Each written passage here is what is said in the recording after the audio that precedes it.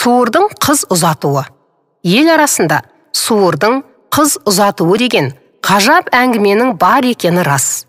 Суыр деген мақұлық жанұясымен ымырада өмір сүргенді қалайтын сүтқоректілердің ішіндегі бір ерекшесі.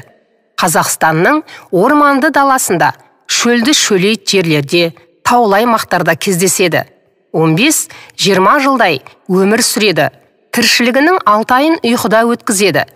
Терісі аса бағалы, жылына 4-5 күшік туады.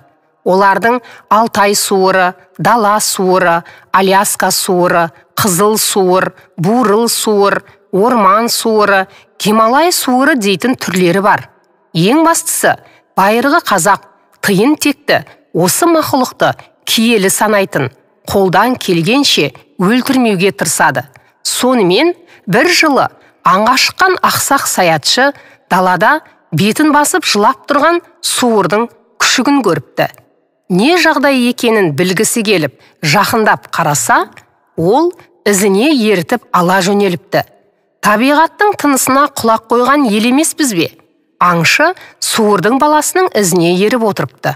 Сөйтсе, суырдың көсемі аңшының құрған қақпанына түсіп қалған екен.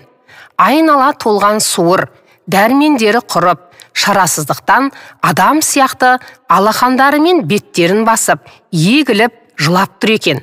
Жанашыған әлгі аңшы баба суырды босатып жіберіпті. Сол кезде бір ұрғашы суыр зып беріп, інге кіріп кетіп, лезде жылтыраған бірдеңе алып шығып, аңшыға ұсыныпты. Өздерінің табаны да адамның алақаны сияқты ғой, міне ғажап.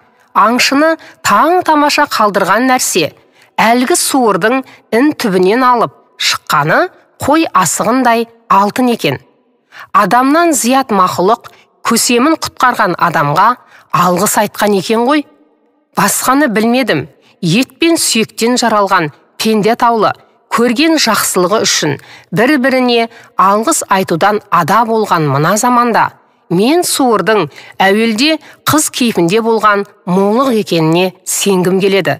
Сол суырдың қыз ұзату рәсімін көргенде аңшылар болған. Қаз қатар тұрып, ұяластарын қимай, сыңсып жылап тұрғанда, еркек суыр топ ішінен қалыңдығын қолынан жетектеп алып шығады екен. Содан кейін оны мақұлық қатарына қалай қосуға дәтің барады? Мәдениет порталынан алынды. Оқыған Гүлбибі Әбусайылқызы.